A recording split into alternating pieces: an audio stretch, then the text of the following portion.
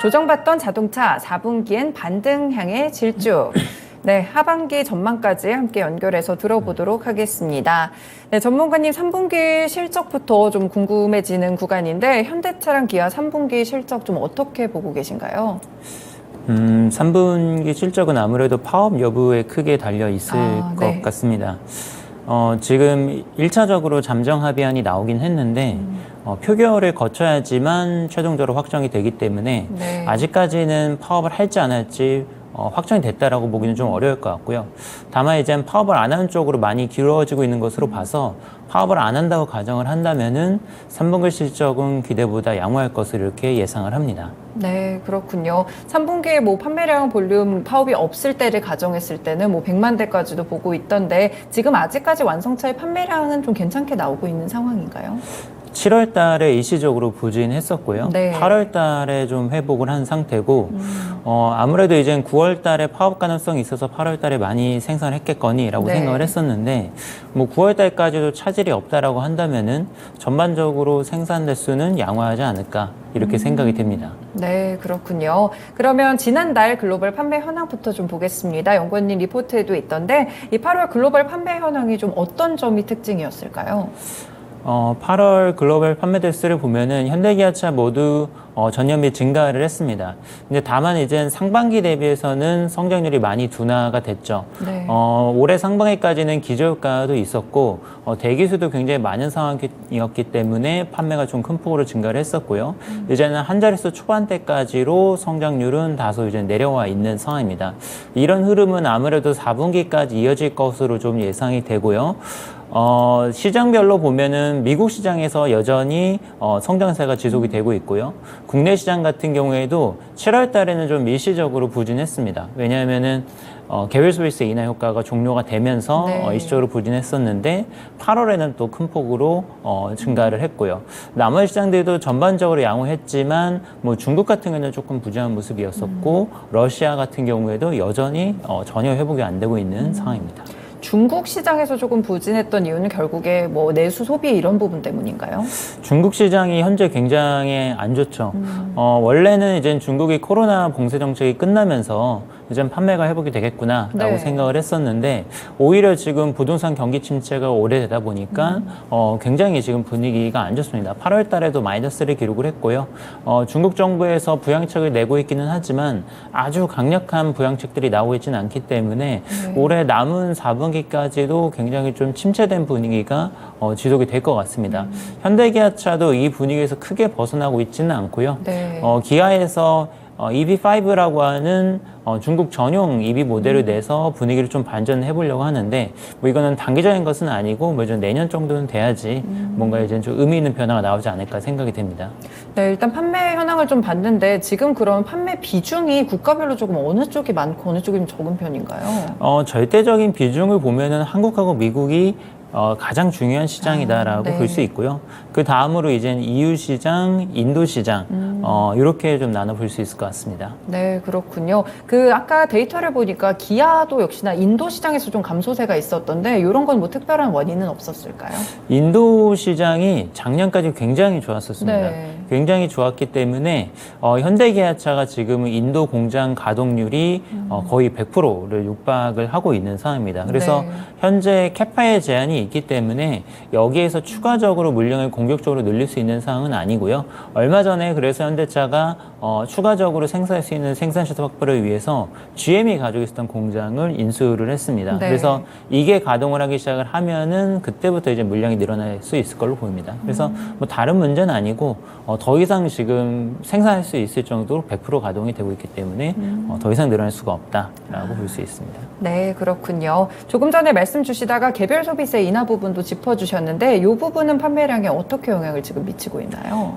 한 3년 정도 이제 개별 소비세를 5%에서 3.5% 인하하는 정책이 지속이 됐었습니다. 그래서 1.5% 차량 가격 1.5% 정도가 이제 할인이 됐었는데 이게 이제 일몰되면서 다시 5%로 돌아갔습니다. 그래서 5%로 이제 돌아갔는데 100% 다 이제 환원된 거는 아니고요. 일부 과세 구간에 한 18% 정도 낮춰주는 네. 또 이런 정책이 같이 들어가면서 뭐 실질 부담 효과 이제 몇십만 원 정도 이제 늘어나는 효과가 있었습니다. 그래서 소비자들이 6월 달에 차량을 많이 구매를 했어요.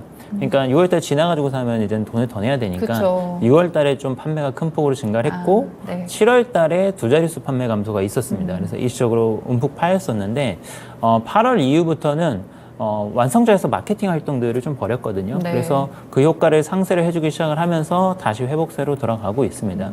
일부 비용 증가 효과가 있을 것 같기는 하지만 개별 소비세 효과는 이제 하반기로 가면 거의 없어지지 않을까 이렇게 좀 생각이 됩니다. 네, 알겠습니다. 그리고 미국의 도매 판매 성장률도 함께 좀 짚어주시면 좋을 것 같아요. 미국도 지금 굉장히 좋은 상황인데 문제는 인도 시장이랑 비슷하게 더 이상 추가적으로 물량을 늘릴 수 있는 룸이 많지가 않습니다. 그러니까 지금 미국도 8월 달에도 플러스 효과를 나타냈지만 현대기아차가 사실 신공장을 짓거나 그랬던 건 아니거든요, 최근에. 네. 그래서 공장 캐파는 거의 다 가동을 하고 있기 때문에 여기에서 상반기 때처럼 두 자릿수 판매 증가율이 나올 수 있느냐라고 하면은 그렇지는 않을 것 같아요. 그래서 8월 달에도 이젠 한 자릿수 정도의 판매 성장률이 나왔고요. 네. 기아가 조금 더 상황이 낫기는 합니다. 왜냐하면 기아는 국내 공장도 있지만 멕시코 공장도 있기 때문에 네. 캐파가 조금 더 자유로운 측면이 있지만 기아차도 한 자릿수 정도로 하반기에는 지금 성장률이 둔화가 될 것이다. 이렇게 좀 보입니다. 네, 그렇군요. 그럼 미국 시장에서 신차 쪽으로 조금 더 집중해서 살펴보겠습니다. 일단 이번에 지난달이죠. 지난달 미국 신차의 판매 현황은 좀 어떻게 구성이 됐을까요? 여전히 SUV 중심으로 이제 판매가 굉장히 잘 되고 있습니다. 소비자들도 세단보다는 SUV를 많이 선호를 하고 있고요. 네. 뭐 기아차의 텔루라이드나 현대차의 팰리세이드 이런 고가 차종 중심으로 판매 전략을 지금 가져가고 있습니다. 왜냐면은 워낙에 지금 수요가 강한 상황에서 네. 싼 차를 파는 것보다는 고가 차종 중심으로 해서 수익성 강화 전략 계속해서 좀 펼치고 있고요. 그 외에도 전반적으로 SUV 중심 판매 좋았습니다. EV 판매가 올해 상반기 때는 상당히 안 좋았었는데 네. IRA 때문에 아무래도 굉장히 좀 고전을 했었거든요. 그래서 일단은 좀 시장 상황을 지켜보자라는 게 이제 현대차, 기아차의 전략이었었는데 하반기 들어와서는 지금부터는 좀 인센티브를 써서라도 좀 판촉 활동을 해서라도 판매를 늘려야 되겠다는 쪽으로 방향을 바꾼 것 같아요.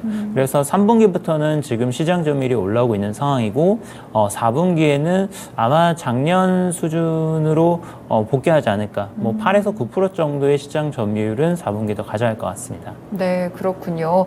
이 미국 쪽에서 조금 전에 이제 인플레이션 감축법 때문에 시장 점유율도 약간씩 좀 떨어지고 있는 것 같은데 이 전기차 쪽에서 지금은 1위가 테슬라이죠, 미국 네, 시장에서는. 맞습니다. 그리고 현대기아차는 대략 몇 위 정도로 하고 있을까요? 지금 3분기 기준으로 2위를 랭크가 돼 있습니다. 아, 그래요. 그러면은 이제 아무래도 인플레이션 감축법이랑 이런 부분이 해당이 안 되기 때문에 또 현대차 기아도 나름의 대응책을 좀 세워야 된다. 이렇게 좀 생각이 들고 있는데 말씀 주신 대로 전기차 점유율이 조금 떨어지고 있으니까 어느 쪽으로 어떤 식으로 좀 대응책을 세우고 있을까요? 지금 현재 대응할 수 있는 부분은 사실은 판촉 활동 강화 이쪽밖에 없는 것 같아요. 아, 그래요? 그러니까 가격 경쟁이 굉장히 심하잖아요. 네. 테슬라도 가격 인하를 하고 있고 뭐 다른 메이커들도 가격 인하를 할 정도로 시장에서 경쟁이 심하기 때문에 사실 뾰족한 수는 없습니다. 지금은 일단은 가격으로 좀 승부를 해야 되고요. 네. 근데 이젠 내년으로 가면은 신차들이 추가적으로 들어가기 때문에 조금 시장에서 변화가 있을 것 같아요. 기아차의 뭐 EV9이라든지 네. 아니면 현대차의 아이닉 7 아니면 더 작은 이제 소형 SUV 차종도 내년도에 출시를 한다라는 얘기가 또 있기 때문에 뭐 이런 신차가를 통해서 내년도에는 또 조금 반전을 도모를 할 수 있을 것 같고요.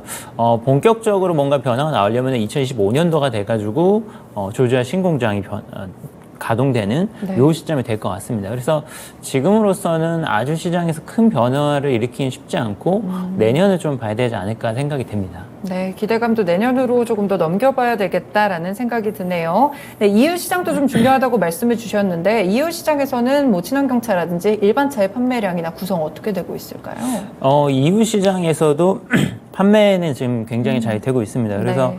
판매가 잘 되고 있는데 문제는 지금 EU 시장에서 전기차 경쟁이 굉장히 심하죠. 그쵸. 전기차 경쟁이 굉장히 심한데 원인은 중국산 저가 전기차가 EU 시장에 많이 침투를 하고 있기 때문에 그렇습니다. 네. 미국 같은 경우는 적극적으로 중국산 전기차를 굉장히 견제를 하고 있는 반면에 EU 같은 경우는 그 정도로 지금 강경 대응을 못 하고 있어요. 왜냐하면 네. 중국과의 관계에서 경제 의존도가 굉장히 크기 때문에 미국만큼 견제를 못 하고 있어서 굉장히 많이 침투가 돼 있는 상황입니다.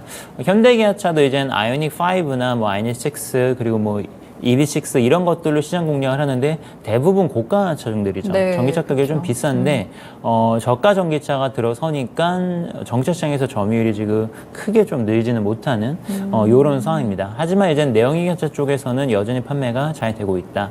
요 정도로 좀 볼 수 있을 것 같아요. 네, 알겠습니다. 미국과 EU 시장까지 함께 좀 정리를 하면서 들어보고 있는데요. 그럼 전기차 쪽만 좀 떼서 보면요. 좀 최근에 판매 현황이 좀 잘 팔리고 있는 지역이라든지 이런 곳이 있을까요? 전기차 판매 현황은 현재 굉장히 쉽지 않습니다. 그러니까 시장에서의 경쟁 강도도 굉장히 높아지고 있는 상황이고 네. 그리고 많은 국가들이 견제 정책들이 펼치고 있죠. 미국에서는 IRA가 있고 지금 유럽 내에서도 지금 외부에서 들어오는 수입되는 전기차를 견제를 해야지 우리 자동차 산업에 살 수 있다라는 식으로 지금 많이 분위기가 변화가 되고 있습니다. 얼마 전에 이제 EU 집행부에서 중국산 전기차에 대해서 이제는 감사를 진행을 해서 네. 관세를 부과를 해야 된다 맞아요. 이런 얘기가 나오고 있는데 이런 것들이 사실은 어떻게 보면 중국을 견제하는 측면도 있지만 어쩔 수 없이 전체적인 다 수입 전기차들이 다 영향을 받을 수밖에 없거든요. 그래서 지금 시장 경쟁 강도는 굉장히 높아지고 있고 그리고 현지 대응을 해야지만 전기차를 팔 수 있도록 점점 더 문을 이제 걸어 잠그고 있는 상황이기 때문에 네. 쉽지는 않다 이렇게 좀 봐야 될 것 같습니다. 신흥국 시장에서는 좀 기회를 엿볼 수가 없을까요? 의외로 지금 잘 팔리고 있는 시장이 말씀하신 것처럼 신흥국 시장이 될 것 네. 같아요. 그래서 인도네시아 시장이 굉장히 눈에 띄는데 현대차가 최근에 이제 공장을 신규로 지은 지역들을 보면은 이제 베트남, 인도네시아 그리고 인도 지역에도 신공장 새로 구입을 했으니까 네. 이쪽 지역에 굉장히 많이 공유드리고 있는데 인도네시아는 니케이 매장량 1위 지역이기 때문에 전기차에 대해서 굉장히 많은 플랜들을 가지고 있습니다. 여러 가지 인프라 조건들은 부족하지만 전기차 생산 허브로 거듭나겠다라는 이제 정부의 의지가 이제 굉장히 강하죠. 그래서 현대차가 인도네시아 현지 공장을 지으면서 아이오닉 5를 현지 생산을 하니까 의외로 월 1000대 가까이 지금 판매가 되고 네. 있습니다. 그래서 굉장히 많이 의외로 좀 판매가 되고 있는데 인도네시아 EV 시장의 약 50% 이상을 지금 현대차가 점유를 하고 있습니다. 그래서 이 시장이 의외로 또 커지고 있고 다른 나라들도 얼마 전에 뭐 빈페스트라고 하는 베트남 기업이 미국에 상장을 했죠. 네. 전기차 기업으로. 그러면서 굉장히 또 이제 인슈가 됐었는데 동남아시아 국가에도 지금 전기차에 굉장히 관심이 많습니다. 그래서 여기도 눈여겨봐야 된다고 생각이 되네요. 네, 그렇군요. 신흥국 시장도 함께 눈여겨보셔도 좋을 것 같습니다. 그리고 이제 저희 질문 중에 이전에 드렸던 게 이제 파업 리스크가 좀 해소가 된다. 이제 미국 쪽에서 얘기가 있었는데 조금 전에 이제 속보가 또 나왔어요. 전미 자동차 노조가 포드랑 스텔란티스, 이제 GM까지 3대 업체에서 동시 파업을 결국에 시작을 했다라는 보도가 지금 로이터 통신에서 나오고 있는 상황입니다. 이제 파업이 결국에 결정이 됐는데 그러면 이 부분에 대해서는 좀 시장 영향을 어떻게 봐야 될까요?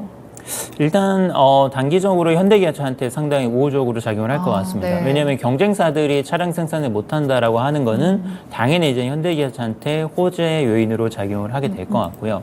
근데 이제 조금 아쉬운 거는 아까 말씀드린 것처럼 현대기아차가 지금 아웃풋을 확 이렇게 늘릴 수 있는 상황이면은 네. 그 시장을 굉장히 좀 강하게 가져갈 수 있을 텐데 지금 이미 사실은 더 이상 늘릴 물량이 그렇게 많지는 않은 상황이거든요. 네네. 그래서 그 부분은 조금 아쉽습니다. 다만 지금 미국 시장에서 공급이 굉장히 부족한 상황에서 공급이 더 부족해지게 되면은 아무래도 공급자 우위 시장이 될 수밖에 없고 네. 그만큼 또 마진이 증가를 할 수밖에 없습니다. 그래서 이 부분은 아무래도 3분기, 4분기 현대기아차의 호실적을 굉장히 보장할 수 있는 그런 이슈가 되지 않을까 생각이 됩니다.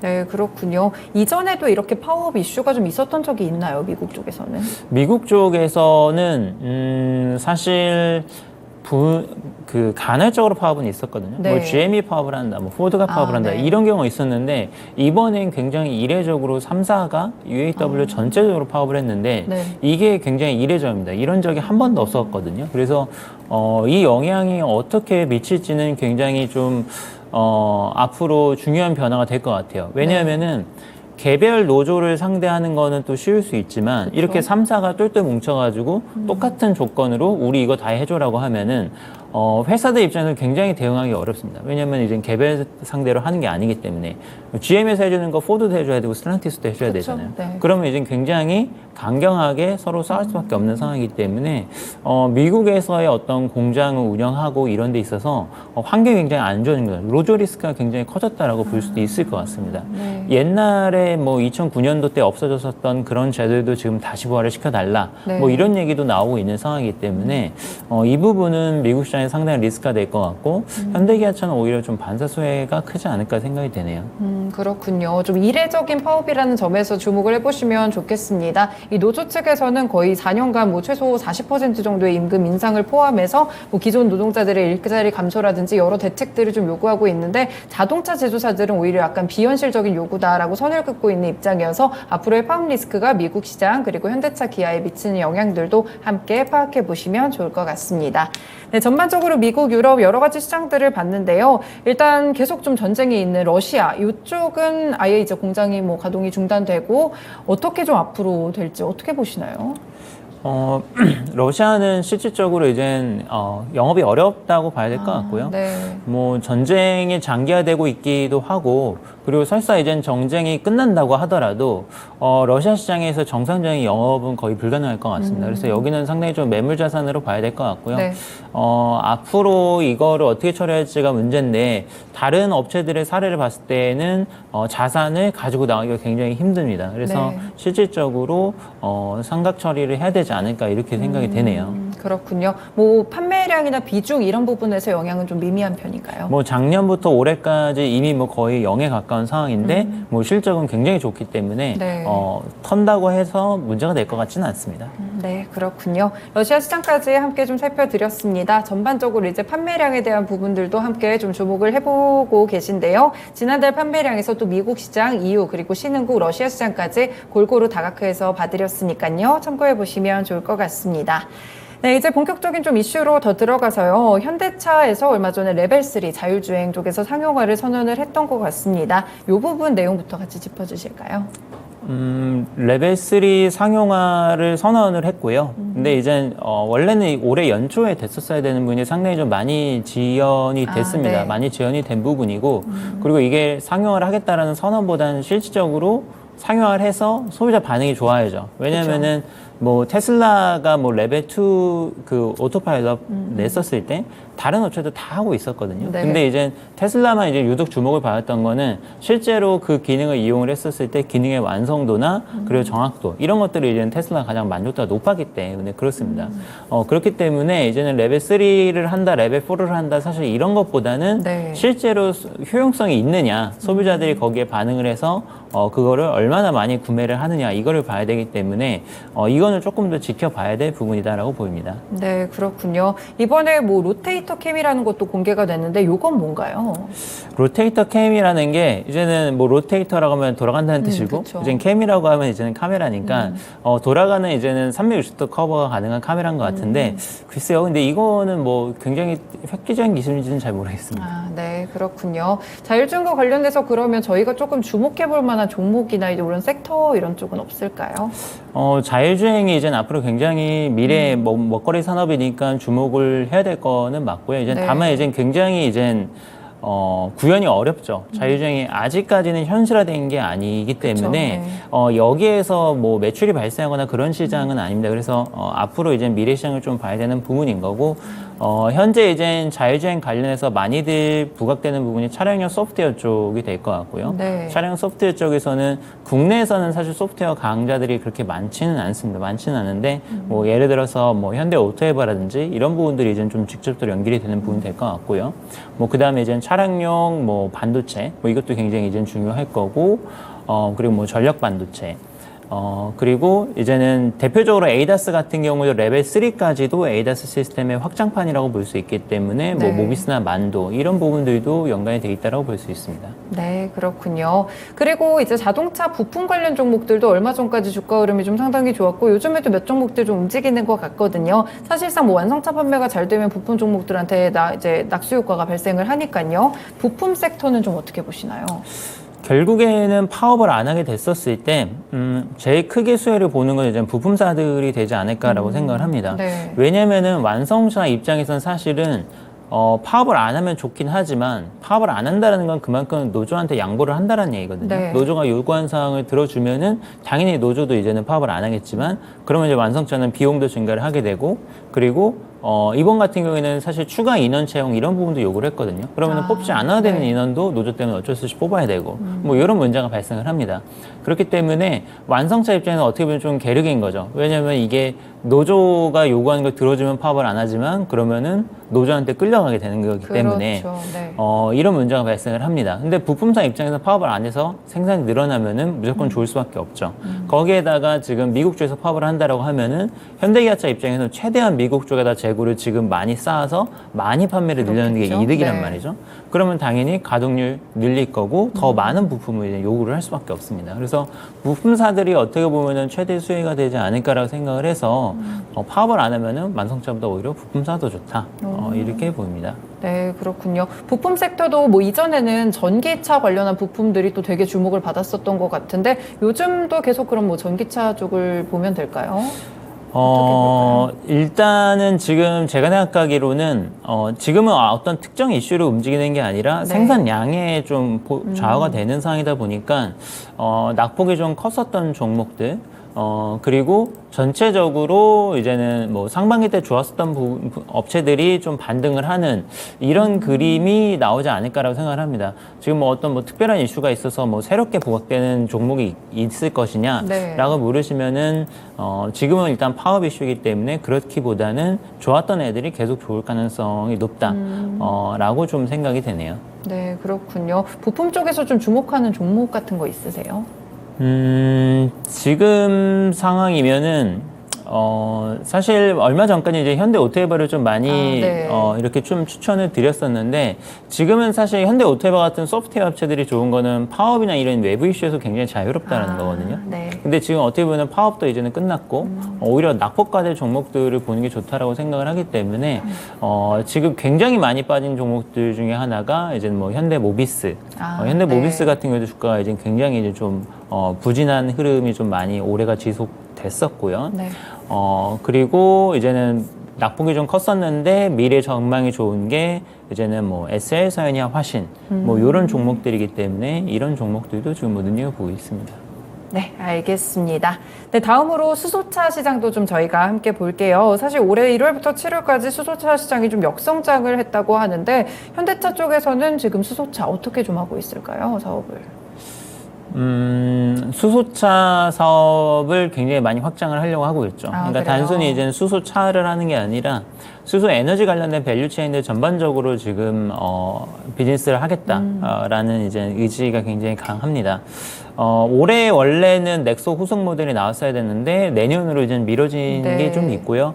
대신 이제 내년도부터는 조금 더 구체적인 플랜들을 많이 좀 보여줄 것 같아요. 그래서 내년 CES 같은 경우에도 수소 관련된 어떤 플랜들을 좀 발표하는 뭐 이런 자리가 있을 수 있을 것 같습니다. 그래서 제 생각에는 수소는 올해까지는 아니었는데 내년도부터는 수소가 상당히 좀 떠오르는 어떻게 보면 새로운 테마가 될 수도 있지 않을까 이렇게 좀 생각이 돼서 눈여겨봐야 될 부분이다라고 생각이 됩니다. 네, 수소차 산업이 그러면 한 내년쯤 개화할 거다 이렇게 보시는 시각인가요? 내년에 신차가 구체적으로 일정은 모르겠지만 신차 나오면서 굉장히 큰 폭으로 판매량이 증가를 할 것 같습니다. 또 올해 말씀하신 것처럼 기저효과도 있기 때문에 더 이제 많이 증가를 하겠죠. 네, 그렇군요. 그럼 수소 시장에서는 좀 경쟁사로 여길 만한 그런 국가라든지 그런 뭐라고 할까요? 브랜드죠. 그런 쪽은 없는지요? 수소 쪽에서는 이제 뭐 일본의 도요타, 혼다, 그러니까 지금 현대차와 유사하게 수소차 병행 전략을 펼치고 있고요. 국가별로 보면은 이제 중국이 이제 굉장히 또 수소차 보급에 적극적입니다. 전체 시장으로 봤을 때는 근데 말씀드린 것처럼 수소차도 중요하지만 네. 지금 굉장히 이제 수소 에너지에 대한 관심도들이 높아지고 있거든요. 그래서 이게 단순히 수소를 투자하실 때에는 수소차뿐만 아니라 에너지 밸류체인 전체에 대해서 이제 관심을 갖고 보시는 전략이 맞을 것 같습니다. 유럽 같은 경우에는 수소 트럭도 굉장히 많이 중점을 두고 있죠. 네. 그래서 뭐 다임러 같은 경우에도 수소 트럭을 이제 양산을 하겠다는 계획을 가지고 있습니다. 오늘 또 보니까 니콜라가 이달 말부터 수소 트럭을 배송한다 이런 소식들이 좀 있으면서 주가도 되게 많이 급등을 했더라고요. 네. 이런 기대감도 좀 가져봐도 괜찮을까요? 그 부분도 이제 반영이 될 것 같고요. 니콜라가 사실 그 창업자, 네. 창업자가 이제 이슈가 있었죠. 구속이 되면서 이제 굉장히 또 이슈가 많았었는데 네. 일단 창업자의 관계는 지금 끊긴 것 같고요. 이제 경영에서는 이제 더 이상 참여를 안 하고 회사는 좀 정상을 하려고 노력을 하고 있는데 수소 트럭이 정말로 이제 양산돼서 공급이 되는 것 이게 상당히 좀 중요할 것 같긴 합니다. 네, 그렇군요. 그리고 이제 미국에서 또 천연수소 부분에 정부 자금을 좀 투입한다고 하는데 그럼 결국 미국 시장에서도 지금 수소에 대해서 좀 긍정적으로 보고 있는 건가요? 수소 시장에 대해서? 수소 시장에 대해서는 사실 전 세계가 다 관심이 있어요. 여기에 대해서는 이게 차세대 그린 에너지 원으로서 네. 굉장히 많은 관심을 가지고 있기 때문에 수소를 그린 수소를 어떻게 생산해낼 것인가 이 부분에 대해서 많은 관심들을 가지고 있습니다. 근데 수소차라는 거는 결국에는 최동단에서 에너지를 수소를 사용을 하는 거기 때문에 같이 이제 발전이 되고 있는데 수소 에너지원이 지금 아주 뭐 많진 않죠. 네. 고생수소 중심으로 해서 이제 수소가 생산이 되다 보니까 조금 이제 수소 보급이 느려지고 대량 생산이 안 되다 보니까 차도 이제 대량 보급이 안 되는 뭐 요런 지금 좀 문제점이 있는 것 같습니다. 근데 여기에 대해서 이제 해결책들을 점점 찾아 나오고 있죠. 네. 전기차랑 좀 비교를 했을 때 그럼 전기 에너지를 쓰는 거랑 수소 에너지를 쓰는 거랑 확실히 수소 기술이 조금 더 차세대 기술이다 이렇게 볼 수가 있나요? 차세대 기술이다라고 볼 수도 있을 것 같고요. 네. 근데 양쪽이 가는 방향성이 뭐 아주 똑같은 것 같지는 않습니다. 왜냐면은 전기차는 지금 어떻게 보면 굉장히 좀 성숙 시장에 들어가고 있고요. 네. 수소는 이제 시작을 하는 건데 기술적으로 아직 발전할 수 있는 룸이 굉장히 많습니다. 많고 인프라나 이런 것들이 발전하고 성숙해야 되는 시간이 좀 많이 남아 있어요. 네. 근데 이게 어떻게 생각하면은 아직 그런 먼 기술이다라고 생각을 할 수도 있지만 또 투자자 입장에서는 사실 어떻게 보면은 이제 개화하는 시장이니까 훨씬 더 성장할 수 있는 룸이 더 크다라고 볼 수도 있겠죠. 네, 성장성이 좀 크다는 점에서 수소와 관련된 섹터들 또 에너지 쪽으로 집중을 해서 눈여겨보셔도 좋을 것 같습니다. 일단 이제 3분기도 좀 지나가고 앞으로 또 4분기가 될 것 같은데요. 4분기까지 갔을 때 자동차 섹터들 전략은 좀 어떻게 보시나요? 자동차 섹터 전략은 일단 4분기 때는 회복이다라고 봅니다. 그러니까 3분기 때까지 굉장히 힘들었지만 4분기 때에는 이제 회복되는 국면으로 접어들 거다라고 보고 있고요. 전체적으로 섹터들이 다 반등이 나올 걸로 보지만 앞서 말씀드린 것처럼 부품사들 그리고 부품사들 중에서도 좀 낙폭이 컸던 업체들 그리고 상반기 때 오히려 좋았었던 애들이 네. 하반기에도 다시 이제는 그 낙폭을 회복하면서 주가가 오를 가능성이 높지 않을까 이렇게 좀 생각이 되고 있어서 그런 점을 좀 눈여겨보시면 좋지 않을까 생각이 됩니다. 네, 자동차 섹터에서 사실 뭐 판매량 피크아웃 우려도 좀 있었던 것 같고 여러 가지 리스크들도 짚어졌던 것 같은데 파업 리스크는 일단 어느 정도 국내에서도 해소가 된 것 같아요. 뭐 투자할 때 조금 뭐랄까요? 리스크적인 측면에서 어떤 부분을 좀 주의하는 게 좋을까요? 리스크적인 측면은 결국에는 지금 피크아웃 리스크에 대한 부분을 말씀을 드릴 수밖에 없을 것 같은데 네. 근데 잘 아시다시피 경기에 대한 부분은 예측이 상당히 불확실하죠. 그렇죠. 불확실하죠. 미국 같은 경우에도 올해 하반기가 되면은 수요가 그래도 많이 좀 침체가 되고 뭐 경기도 좀 침체가 되고 이럴 줄 알았었는데 지금 생각보다 굉장히 견조한 상황이거든요. 그래서 이런 것들을 감안하면은 완성차는 어떻게 보면은 실적이나 이런 것에 비해서 우려나 리스크 이런 것들을 너무 선제적으로 생각들을 하시다 보니까 주가가 네. 못 갔었던 것 같아요. 근데 연말로 가면은 생각했던 거랑은 굉장히 다른 그림이 나올 거거든요. 그래서 어떻게 보면은 지금은 우려가 오히려 더 너무 커서 밸류에이션이 엄청 눌려 있는 상황인 거고 네. 가면 갈수록 조금 완화가 되는 방향으로 가지 않을까라고 생각이 듭니다. 네, 그렇군요. 그러면 이제 자동차 섹터에서 저희 토픽도 좀 봐야 될 것 같은데 어느 쪽을 토픽으로 제시하시나요? 지금 상황에서는 저는 다 좋다라고 보는데 전반적으로 이제 부품사들을 이제 눈여겨 보실 거를 추천해 드리고요. 지금 토픽은 현대오토에버인데 네. 아무래도 이제 파업을 안 하는 방향으로 조금 방향이 잡혔기 때문에 좀 그 부분은 약간 전략적인 변화가 필요하지 않을까라고 생각이 드네요. 네, 그렇군요. 현대오토에버 일단 파업적인 부분 외에도 좀 성장이라든지 이 부분은 어떻게 보시나요? 차량용 소프트웨어 쪽으로는 굉장히 이제 뭐 주목받고 있는 기업이기 때문에 장기적으로 유망한 기업이다라고 계속해서 보고 있습니다. 네, 현대차나 일단 기아 같이 좀 완성차 종목들은 지금 매수 타이밍 좀 괜찮을까요? 매수 타이밍으로 좋다라고 보고 있고요. 지금 시점에서는 현대차보다는 기아차가 조금 더 매력도가 높다. 왜냐하면 아무래도 밸류에이션이 좀 낮기 때문에 상승 추세일 때는 기아차의 주가 상승폭이 더 클 것으로 기대를 하고 있습니다. 네, 기아 쪽에서 조금 더 살펴보시면 좋을 것 같습니다. 사실 뭐 저희 투자하시는 분들 중에 국내 종목들도 많이 보시지만 해외 쪽도 많이 보시거든요. 글로벌 자동차 업계 좀 투자 전략들은 좀 어떻게 제시를 하시나요? 현재 상황을 놓고 봤었을 때는 사실 하반기 때 갑자기 뭐 큰 변화가 있을 것 같지는 않아요. 네. 지금 상황은 어떻게 보면은 3분기 때는 일단 파업 이슈도 있고 4분기로 넘어가면은 생산이나 판매 이런 것들이 좀 많이 회복이 되겠지만 그렇다고 해가지고 그게 지금 뭐 상반기 대비해서 하반기 때가 굉장히 좋다라고 보기는 어려울 것 같습니다. 그래서 네. 지금 뭐 업황 자체는 굉장히 좀 밋밋하다라고 보고 있고요. 그래서 4분기는 이제 낙폭 가대주 위주로 보자. 그러니까 지금 새로운 테마가 뭐 이렇게 부각이 된다라든지 이렇다기보다는 네. 많이 빠졌던 종목들이 회복하는 게 4분기 흐름이 될 것 같습니다. 네, 웬만하면 4분기에는 이제 좀 많이 밀렸던 종목들 위주로 좀 체크를 해보자라는 그런 의견까지 함께 또 주셨습니다. 전반적으로 저희가 이제 자동차와 관련된 섹터들 의견을 좀 들어보고 있는 상황인데요. 그러면은 앞으로 이제 완성차 뭐 내년까지 조금 더 기대감을 넘겨봤을 때는 내년은 좀 어떨 거라고 업황을 살펴보시나요?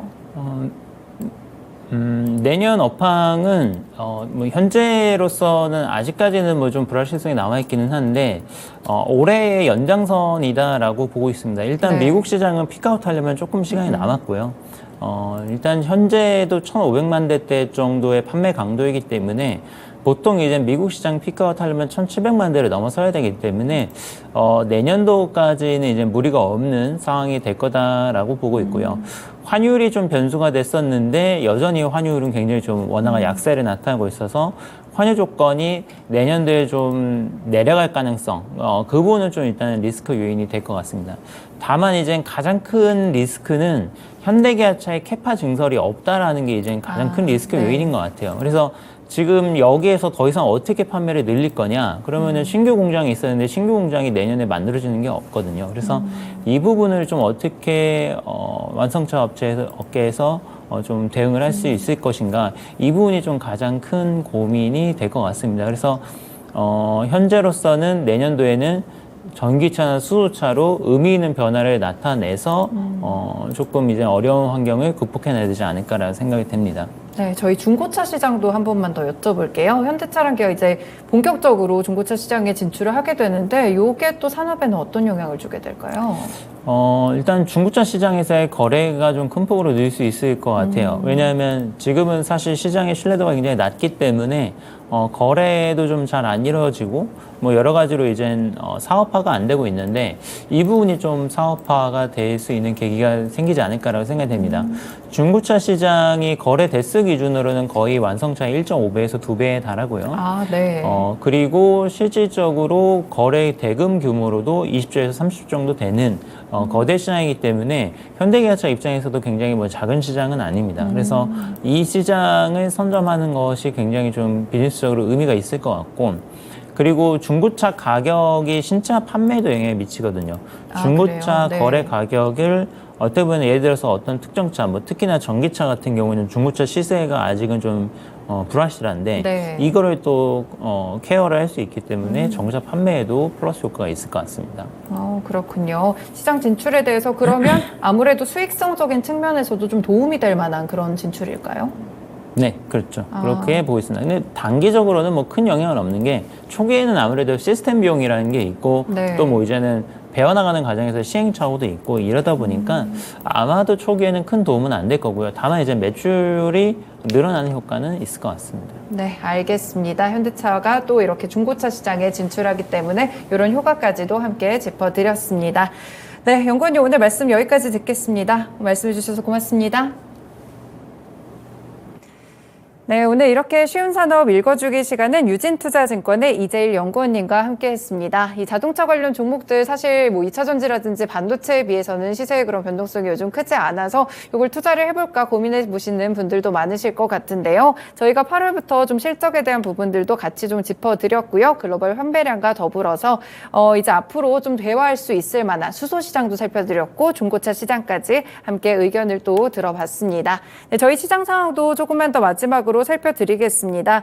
네, 지금 보면은 코스피 시장의 경우에도 지금 계속해서 상승 탄력을 좀 유지하는 분위기였는데요. 지금 보시면 코스피 1.2% 정도 오르면서 2,605포인트로 거래가 되고 있습니다. 코스닥 지수 일단은 강보합권 유지하면서 900선 올라가고 있다는 점 함께 전해드리고요. 네, 오늘 금요일 시장 또 분위기 좋게 가고 있는데 자동차 섹터도 공부해드렸으니까요. 눈여겨보시면 좋을 것 같습니다. 네, 그리고 오늘 금요일이죠. 저희 또 미스터 진단이 남아 있습니다. 내 종목 좀 고민된다, 이 종목 올라갈까 궁금하신 분들은 또 진단 신청해 주시면 좋을 것 같은데요. 하단의 번호 022128-3388, 022128-3388번으로 전화 주셔서요. 종목명과 매수가, 비중 전해주시면요. 저희가 선정을 통해서 미스터 진단 시간에 함께 꼼꼼하게 진단 봐드리도록 하겠습니다.